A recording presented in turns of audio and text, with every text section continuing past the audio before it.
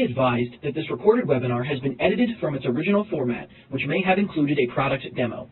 To set up a live demo or to request more information, please complete the form to the right. Or if you are currently not on CSC Global, there is a link to the website in the description of this video. Thank you. Hello everyone, and welcome to today's webinar, Fundamentals of the UCC Purchase Money Security Interest. My name is Annie Triboletti, and I will be your moderator. Joining us today is Paul Hodnefield, the Associate General Counsel for CSC. And with that, let's welcome Paul. Thank you, Annie. As Annie said, my name is Paul Hodnefield, and it's my responsibility to advise CSC regarding UCC search and filing, electronic recording of real estate documents, motor vehicle liens and title perfection, and other transactional services. And in this capacity, it's my responsibility to monitor legislation, which I do on a daily basis. I monitor case law on a weekly basis. I do a lot of troubleshooting with filing offices, and I'm very involved in the industry. I co-chair a task force for the American Bar Association on filing office operations and search logic, and I participate with the filing officers through their organization, IACA. Needless to say, I get a lot of information from a lot of different sources, and it's always my pleasure when I can come out and share that with the industry. And today I'm going to be talking about a very important aspect of the UCC search and filing process, and that is the purchase money security interest. The purchase money security interest, or a PMSI as it's sometimes called, is a very powerful risk management tool. It has tremendous benefits for lenders because it reduces their risk and encourages investment, and it allows borrowers better access to credit, oftentimes on more favorable terms. But there are strict requirements that must be met for a lender to obtain purchase money priority with a purchase money security interest. Because it is an exception to the general priority rules, that strict compliance with the requirements is necessary. So what I'm going to do today specifically is I'm going to cover some basic concepts about purchase money security interest. Then I'll move on and talk about what's required to create a purchase money security interest, how is a purchase money security interest perfected, and then talk about some special cases like a purchase money security interest in inventory, consignments, fixtures, livestock, and some other purchase money issues. And then we'll wrap up with any time remaining on questions and answers. You can always submit questions, too, that I can answer later if we don't get time to get to them today. So with that, I'm going to go ahead and get started with some basic concepts of the purchase money security interest. The important thing to remember is that a purchase money security interest, the main advantage to it is priority. The whole purpose of a purchase money security interest is to get the highest priority possible. Priority is an important concept under the UCC because it is the way in which competing claims are satisfied, or I should say the order in which competing claims to the same collateral are satisfied. And under Article 9, the general rule for priority is that priority ranks from the earlier time of filing or perfection, whichever is earlier. It is possible to pre-file a notice, for example, pre-file a financing statement and get priority from the date it was filed, because at that point, it provides notice to the world that somebody's going to have a claim on the debtor's collateral. So that's when priority ranks, the earlier time of filing or perfection. Now, the purchase money security interest is an exception to the general rule. And what this does is it creates a security interest in favor of either the seller of goods to secure the price of the goods. In other words, if somebody is selling goods on credit, they can get a purchase money security interest, or a lender who advances funds that enable the debtor to acquire rights in the goods, in the collateral. So it's either the seller of goods or the lender. In both cases, if they advance credit to the borrower. And what a purchase money security interest does is it provides a super priority for the purchase money collateral that the secured party enabled the debtor to acquire. So they get to jump ahead in line over people even with prior security interests that may describe the same collateral. Now, a purchase money security interest is not available for all types of collateral. It is available for goods, fixtures. Fixtures are a type of good. It is available for consignment transactions, and I'll explain that in more detail later. And it is available in to a very limited degree for software that's part of an integrated transaction where it's embedded in goods. And as I mentioned earlier, the people that can get a purchase money security interest are the seller of goods to secure the price or a lender that advances funds that are used to actually acquire the goods. But there's one that I didn't mention earlier, and that's the consignor. Consignments are within the scope of purchase money security interests, and the consignor of goods can obtain a purchase, essentially the equivalent of a purchase money security interest. Now, because a purchase money security interest is an exception to the general rules of Article 9 for priority, the normal legal concept that exceptions to general rules require strict compliance by the person claiming the exception applies here. And that means that the secured party will have the burden of proof of establishing that they strictly complied with all the requirements to obtain a purchase money security interest to the extent that they are claiming. So it's important to remember, strict compliance, and the secured party must be able to prove that they complied. The secured party may very well comply, but if they can't prove it, then that's potentially going to be a problem. And actually, in most cases, it is a problem. So let's move on and talk about what it takes to create a purchase money security interest. Well, as a threshold issue, there has to be a security agreement. Just the mere loan on a handshake doesn't create a security interest. There must be a security agreement in place. And there's a couple of cases out there that illustrate this. One I like to cite is CFB 5 v. Cunningham. What happened here was the debtor ran an art gallery, and he wanted to acquire a certain piece of artwork to sell in his gallery. And another party gave him the money to buy that artwork. And the party did go out and buy the artwork, but the art gallery failed and wound up in bankruptcy. And the lender here, who was an individual, went into the bankruptcy court and argued that they provided the funds that enabled the debtor to acquire the particular piece of artwork, and therefore that lender should be able to get a priority claim on that artwork. However, the court disagreed because there was no security agreement. There was nothing that established the grant of the security interest.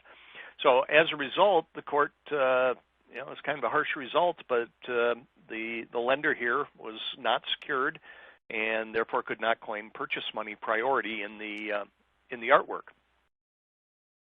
Now, when creating a purchase money security interest, a purchase money security interest applies to the extent that it's a purchase money obligation and to the extent that the collateral is purchase money collateral.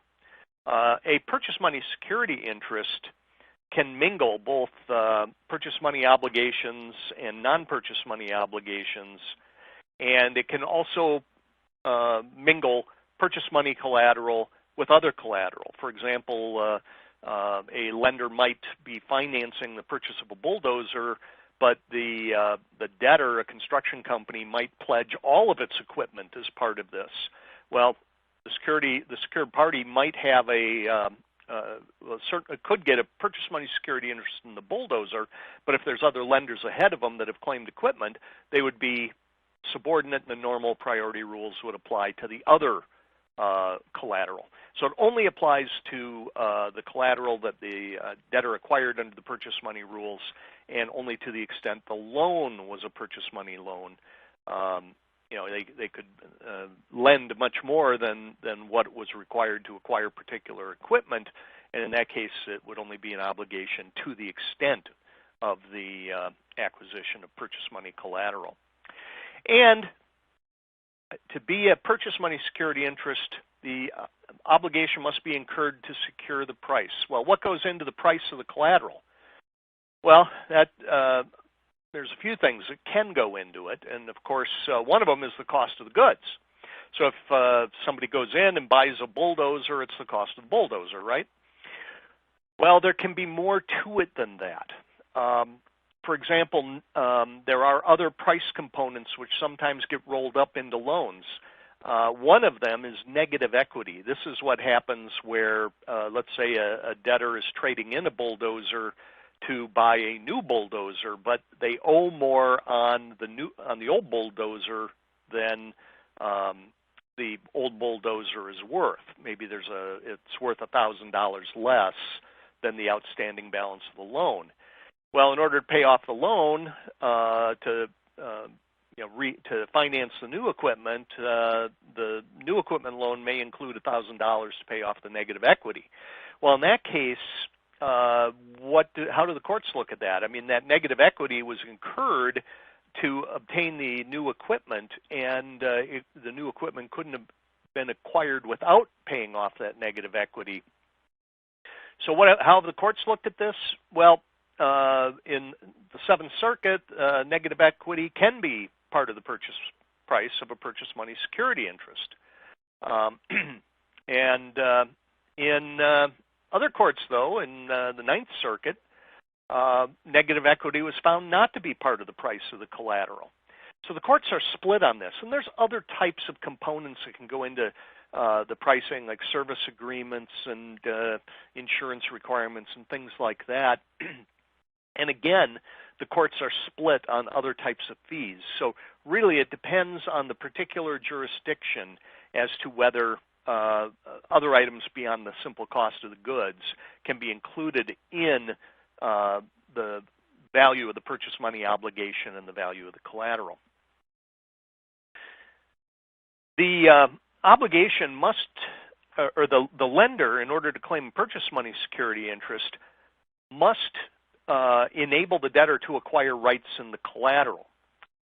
And that means that if the debtor already owns the goods before the loan is issued, that could mean that the debtor won't qualify, or at least the loan won't qualify for a purchase money security interest. So this can be an issue in certain situations. For example, a sale leaseback where the debtor owns a bulldozer, and they already own it, and so they sell it to the secured party who leases it back to them. In that type of situation, the lender may not be able to claim purchase money security interest because they didn't enable the debtor to acquire rights in collateral. There's also a question that sometimes comes up about large down payments. If it's a really large down payment, does it mean that the lender didn't enable the debtor to acquire rights in the collateral? Generally, the courts have looked at that as saying that, well, it's to the extent, so as long as they're financing part of it, that's generally good enough. Tracing loan proceeds, this is an important aspect of a purchase money security interest because the secured party has the burden of proving that the debtor actually used the loan proceeds to acquire the purchase money collateral. And because they have the burden, they have to be able to demonstrate it and document it. So the secured party has to prove that the funds were used for the intended purpose. So as a best practice suggestion, lenders should always transfer the funds directly to the seller of goods if they're to become purchase money collateral. Now that isn't always possible, so it's always a good idea in the alternative to make a check jointly payable to the seller and the debtor, some way to show that the debtor used those funds. Are there other ways to show? Yeah, there's other ways that a secured party can document, but These are probably the two most common ways and probably the most effective ways to go ahead and do that. All right, now let's talk about what's required for perfection of a purchase money security interest. Let's see. There we go. Okay, just some general requirements for the financing statement. A purchase money security interest must be, in general, must be financed through the filing of a financing statement. Now, the sufficiency of the financing statement is determined under Section 9502A, unless it's a fixture filing for a purchase money security interest in fixtures, and then it's 9502B. But one thing to know about the requirements under 9502A, there's nothing in 9502A that distinguishes a purchase money security interest financing statement from any other financing statement. The requirements are exactly the same. So what that means is that the general requirements for the sufficiency of a financing statement apply, and that means debtor name, secured party name, addresses, and an indication of the collateral. And also, there is no special requirement for the indication of the collateral in a purchase money security interest. And one case I like to cite for this proposition is Key Bank versus Huntington Bank.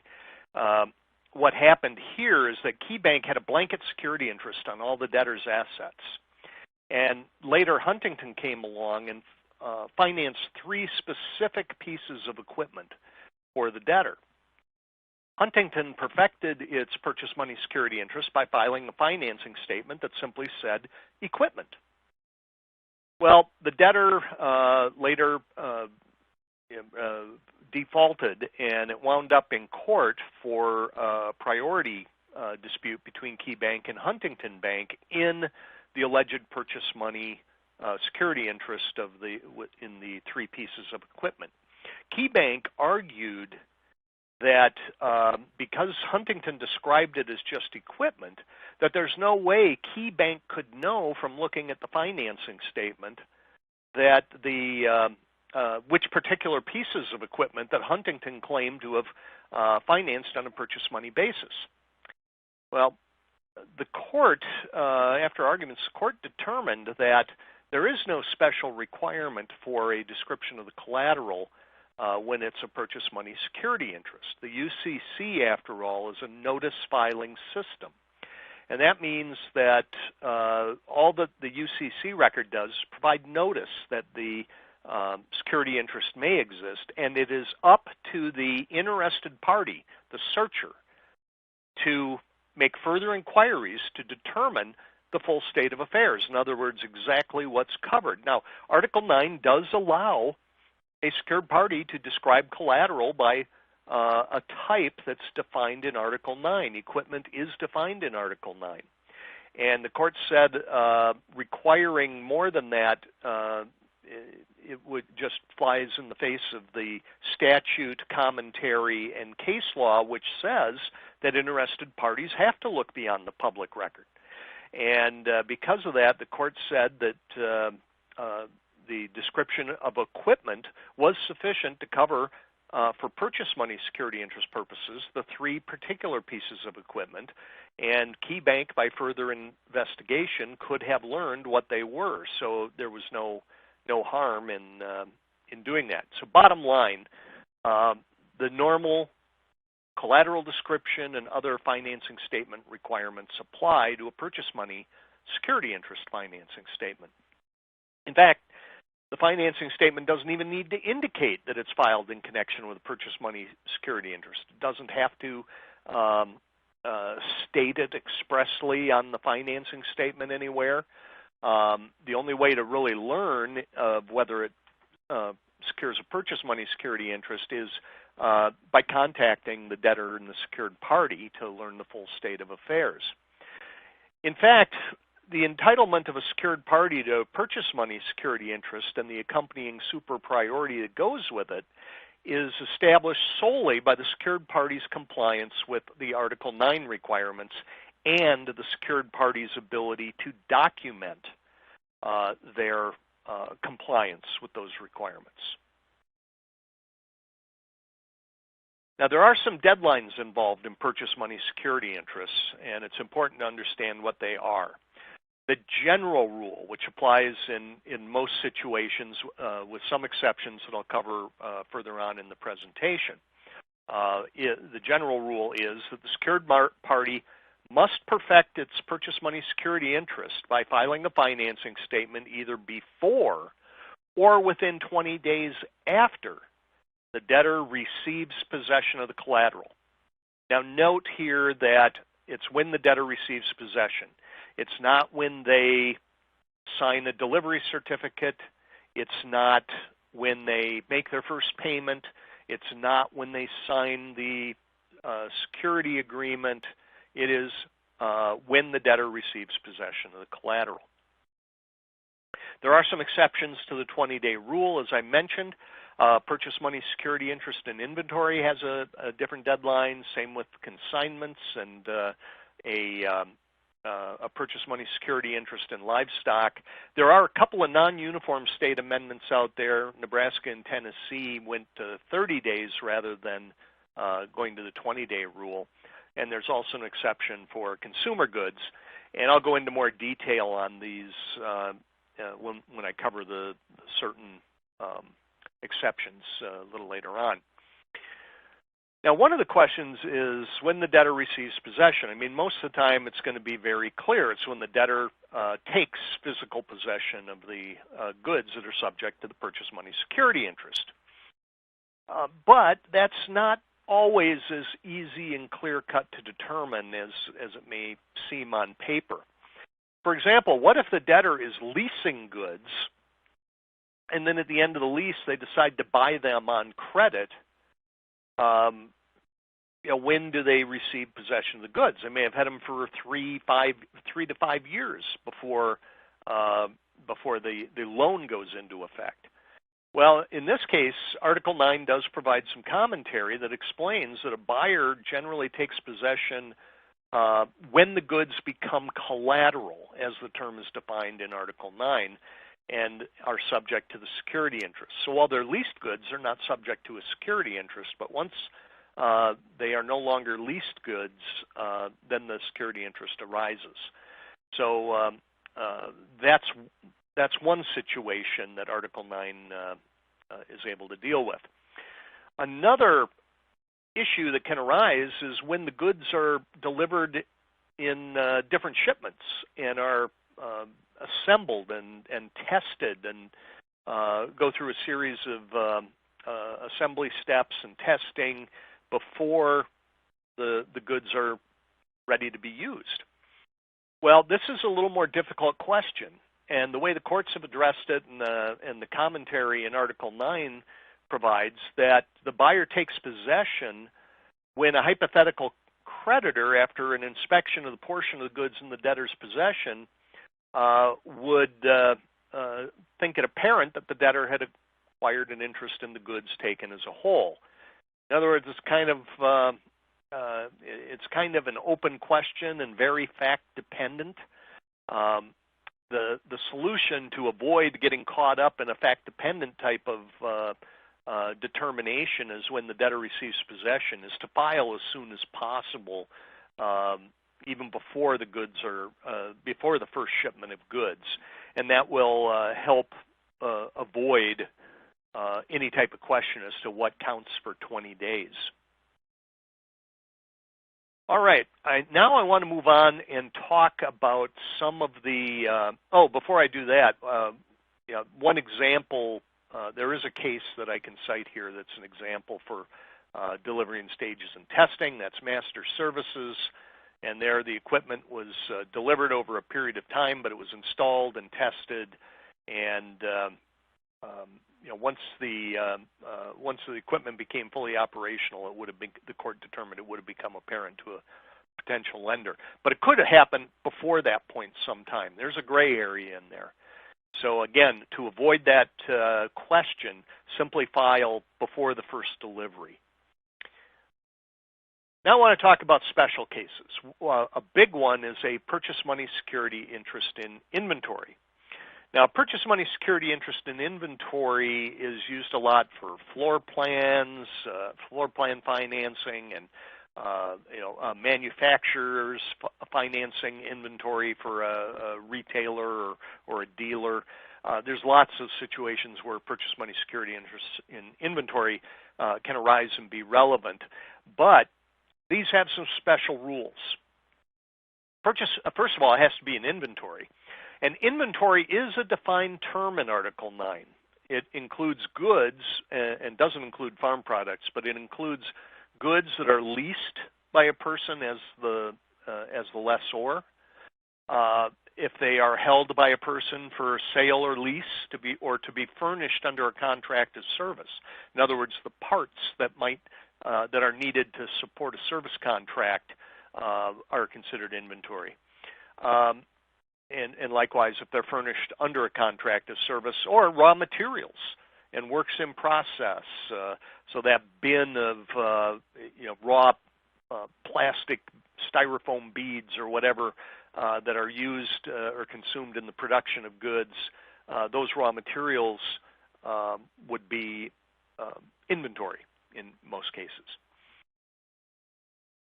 So if the goods are inventory, there are two requirements. One, the filing of a financing statement, and two, the secured party must send a notice to the holder of conflicting security interests. I'll come back to the notice in a minute. First of all, as far as the perfection requirements go, the deadline is different. The purchase money security interest must be perfected by filing before the debtor receives possession of the inventory. There is no 20-day grace period in there. It has to be perfected before the debtor receives possession. If it's perfected after, the secured party will still be perfected, but they'll lose that purchase money priority. So it has to be perfected before the debtor receives possession of the inventory collateral. The rules for when the debtor receives possession are the same for other types of purchase money security interests. Now, when it comes to the notice that I mentioned, it is a multi-step process. A notice is required to be sent to the holder of any conflicting security interests in the inventory collateral. And in order to determine that, as I said, it's a multi-step process. So the first step really is to conduct a UCC search on the debtor. The purpose of this search is to identify anybody that might require a notice under Article 9. The best way to do this is to file the financing statement and then do a search afterwards to make sure that anybody who filed right up through to that file date is identified. So be sure that the through date of the search is after the file date of the financing statement. When the search comes back, it's necessary to correctly interpret it. It isn't necessary generally to send notice to parties that have financing statements that have lapsed before the file date of the purchase money security interest. Some searches will provide lapsed financing statements, but once it's lapsed, it generally isn't necessary.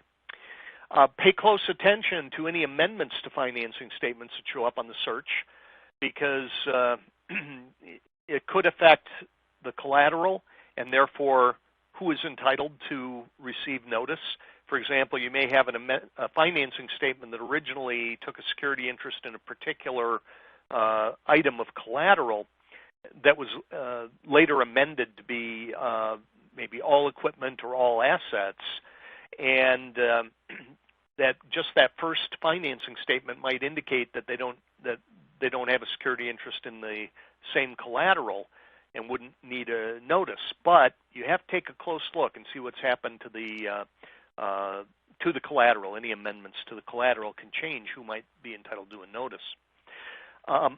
If the financing statement has been terminated, but it's unlapsed, as a searcher, the searcher simply cannot tell whether a financing statement was effectively terminated unless they conduct further inquiry to verify that the secured party no longer has a claim on the collateral and that they did in fact authorize the filing of the termination statement.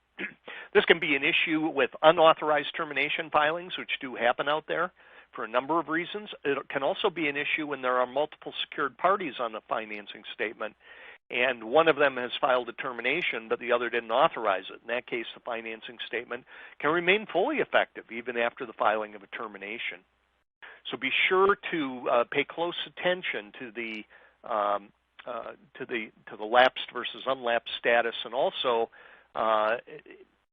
don't disregard terminated financing statements without first conducting further inquiry.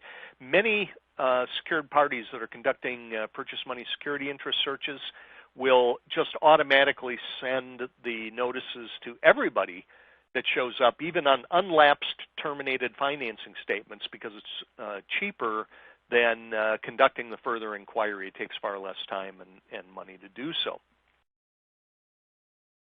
When reviewing the financing statements and determining who is entitled to notice, obviously it has to go to the current secured party or parties that hold the conflicting security interest.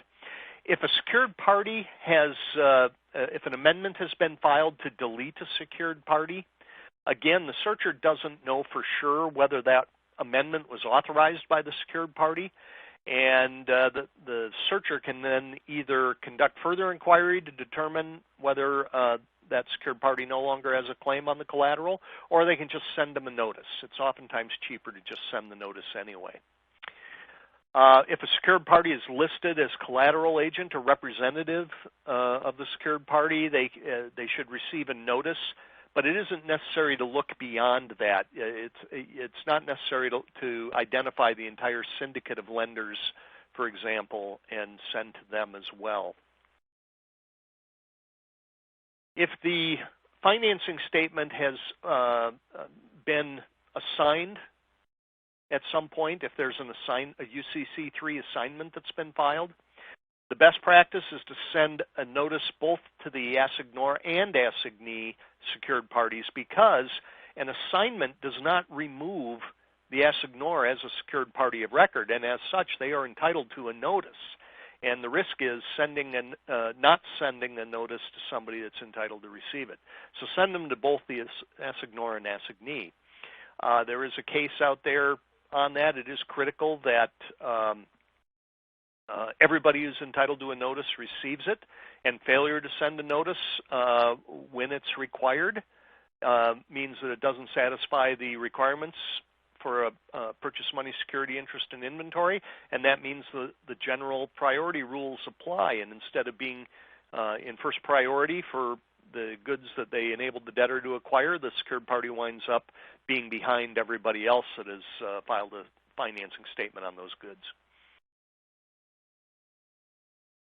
So remember, when it comes to an assignment, the assignor may remain a secured party of record who has authority to enforce that financing statement, or at least the underlying security interest, and that means that they should get the notice as well. An assignment really does nothing more than add a secured party of record. It merely assigns the right to amend the collateral. There are some issues when it comes to notice. How do you calculate the deadline for receipt of collateral? Remember, the debtor must actually receive the notice before it receives possession of the goods. Rules are the same for filing for determining when the debtor receives possession of the goods. And even there is one case where constructive possession can trigger the notice deadline. In one case, a third party received possession of the goods, and they were doing some work on them on behalf of the secured party, but it was determined that that was a constructive possession by the secured party. So be aware of that. Again, solve the problem and send it so it's received before even shipping the goods, if at all possible. Strict compliance with the notice requirements is always necessary. I mean, any deviation, no matter how small, could result in the loss of purchase money priority. Now, the secured party is still perfected, but it'll have lower priority, which can be just as bad as being unperfected, which can be just as bad as being unsecured. So how does the secured party send notice? Well, the best practice is because the secured party has that burden of proof to show when the notice was received, it should be sent by a method that demonstrates when it was received by the addressee. So that's typically going to be certified mail or overnight express, something like a FedEx, UPS overnight, something like that. Remember, the secured party has to prove each and every element of a purchase money security interest, and if they don't get it right and can't prove the time of delivery, that's going to be a problem. As far as the timing of the notice goes, again, it must be before the delivery date, before the debtor receives possession of the collateral as calculated following the general purchase money security interest rules. Now, once it's received, the notice is effective for 5 years. So it covers all collateral that's delivered within 5 years after receipt of the notice. Now, if the financing statement needs to be continued, it's likely that the notice will have to be resent as well. Now, there is no 6-month window for the notice. They are not logically connected. There's no limitation on how early the notice could be sent. So just because one is continuing the financing statement doesn't mean that they have to wait to send the notice at the time of the continuation. A secured party could send the notice every year if they want, and it'll cover for the next 5 years. So there is no 6-month window, not tied to the same issue as filing continuation statements. In fact, the effective date of the termination date of the notice may be different and may even be earlier than the lapse date of the financing statement, depending on when it was sent and received. So pay close attention to that. But that notice will have to be resent at least every 5 years, and maybe even in shorter periods, just to be sure that the holder of the conflicting security interest receives that notice before the expiration of the 5-year period or the debtor receives possession of the collateral. So whenever the updated notice is sent, it's a good idea to conduct a new UCC search, and that will allow the secured party to purge any secured holders of conflicting security interests that may have lapsed off. So if their financing statement has lapsed, there's no need to send them a re-notice. And then be sure to send the notice so it is received before the 5th anniversary of the date the addressee received the original notice. That means it's necessary to track the date on which these were received, not just the lapse date of the financing statement. So what goes into one of these notices? It's actually fairly straightforward in Article 9. It has to state that the debtor expects to acquire a purchase money security interest in the debtor's inventory.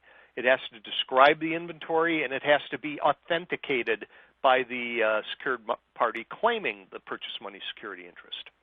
As far as the description of inventory goes, it only has to reasonably describe the collateral. The rules appear to be the same as they would for describing the collateral in a financing statement.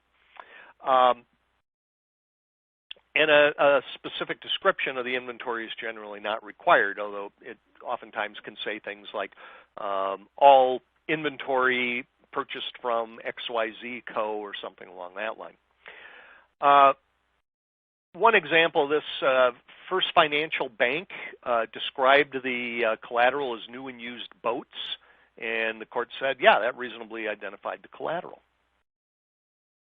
It has to be authenticated, but that doesn't necessarily mean a signature. It's not necessarily required. In that same case, First Financial versus Commercial Distribution Finance, the purchase money notice was sent on the secured party's letterhead. It listed the name and address and the relevant department of the secured party, but it didn't list a particular person. It wasn't signed by a particular person. It didn't even have a title or anything on it. Nevertheless, the court held that the secured party did send a sufficient notice, that was enough relevant information to allow for authentication of the notice. As far as the contents go, there is no form in Article 9 for the notice. It can be done any way that the secured party feels that they want to do it. This is an example template that I put together based on a number of different purchase money security interest notices that have been sent to CSC over the years. This isn't intended to be held out as being sufficient, but it's more of an example of what we see a lot of. They get sent to us because they're trying to be safe rather than sorry, so they send it to the party listed in the return to on the financing statement. So we do see a lot of these. But this is an example. This has all the elements. It tells why it's being sent. It's informing the holder that the sending secured party expects or has a purchase money security interest in inventory, and provides a source for the collateral description and maybe some contact information at the secured party if anybody has questions. Now I want to move on and talk about another situation, that of consignments. Some consignments anyway, fall within the scope of Article 9. And what Article 9 says is that the consignor's interest in the consigned goods, and this is where a consignor turns over goods to another party to sell on their behalf. If a consignor turns over the goods, their interest in those goods in the hands of the consignee is a purchase money security interest in inventory, according to Article 9. And the consignee, once they have the goods, they have the right to sell the goods with good title, just as if the consignor was selling their own goods. And that also makes the goods subject to the claims of creditors and purchasers for value from the consignee. So in order to protect against creditors and other claimants against the goods, the consignor can file a financing statement and perfect a purchase money security interest. But because it's a purchase money security interest in inventory, they have to file to perfect before the debtor receives possession of the goods. They have to send the notice that's required for a purchase money security interest in inventory, and that notice has to be received before the debtor receives, or the consignee receives possession of the consigned goods. Now we'll move on to some other less common purchase money security interest issues. One is a purchase money security interest in livestock. A purchase money security interest in livestock is actually very similar to a purchase money security interest in inventory. There is no 20-day window. The purchase money security interest must be perfected before the debtor receives possession of the livestock. And an authenticated notice must be sent out to holders of conflicting security interests before the debtor receives possession of the livestock. So that authenticated notice has to go out to the holders of any conflicting security interest in the livestock, and the recipient must receive the notice within 6 months before the debtor receives possession of the livestock. What that means is the notice is only effective for 6 months, unlike a purchase money security interest in inventory, where the notice is effective for 5 years. If the purchase money security interest is in livestock, the notice is only effective for 6 months. Again, the best practice is to go ahead and send the notice by FedEx, overnight delivery, other overnight delivery service like UPS, or U.S. Postal Service overnight, or certified mail even. But it needs to be, the secured party needs to prove when it was received. And it simply must state, like a purchase money security interest in inventory, that the sender has or expects to acquire purchase money security interest in livestock, and it must include a description of the livestock following the Article 9 collateral description rules. There's some special rules for purchase money security interest in fixtures. The debtor must have an interest of record or possession of the real property for a purchase money security interest in fixtures to apply. The security interest must be perfected by a fixture filing, which means filing in the real estate records. It cannot be perfected by filing in the central index of the state where the debtor is located. It has to be in the real estate records where the goods will become fixtures. And it has to be filed before the goods become fixtures or within 20 days thereafter. So it's not the date of delivery that's the trigger for the 20-day window. It's the date on which the goods become fixtures, which is, again, a fact-specific requirement, best practice, send the notice at an earlier stage before the fixtures are even delivered. Now, a fixture filing is a record that's filed in the real estate records and satisfying the requirements of 9502A and B. It has to be filed, as I said, in the real estate records where a mortgage would be recorded on the affected real property.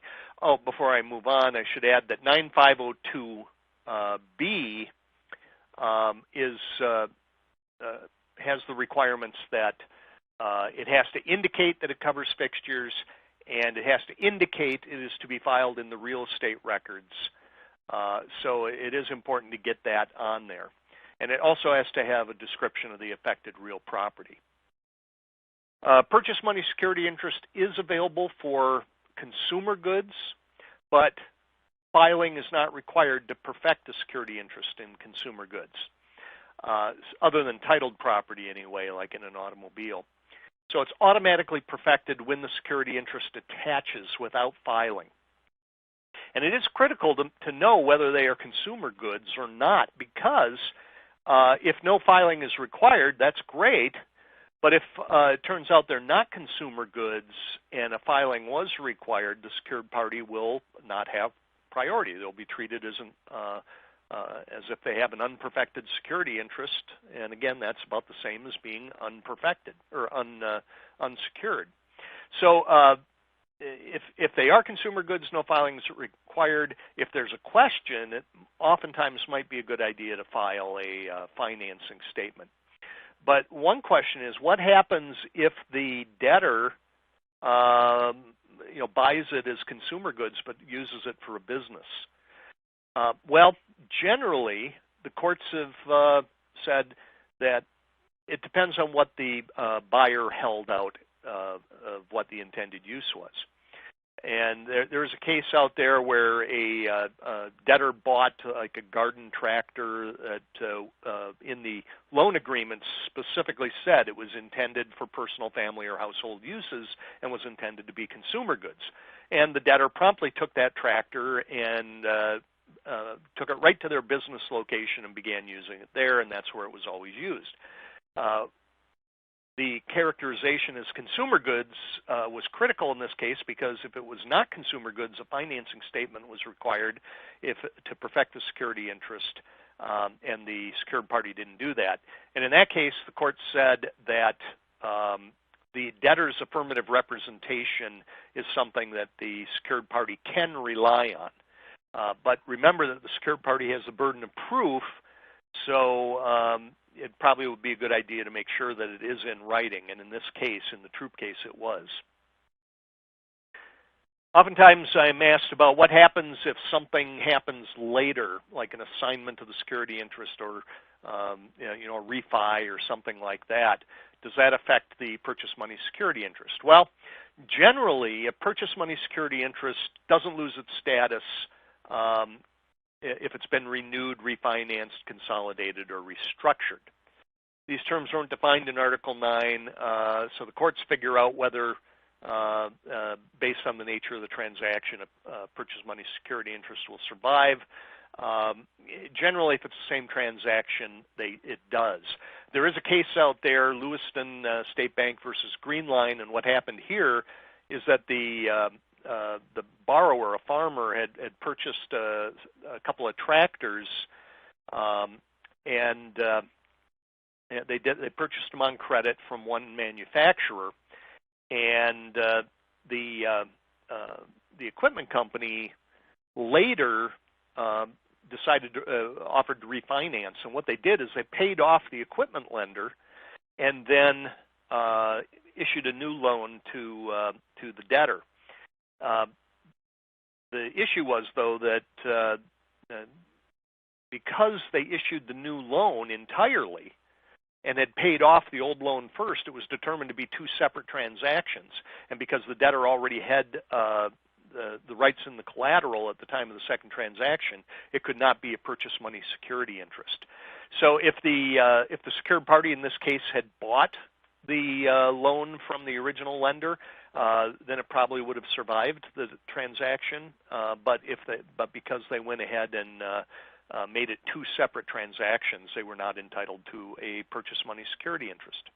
Now, there are some non-uniform purchase money rules out there in some jurisdictions.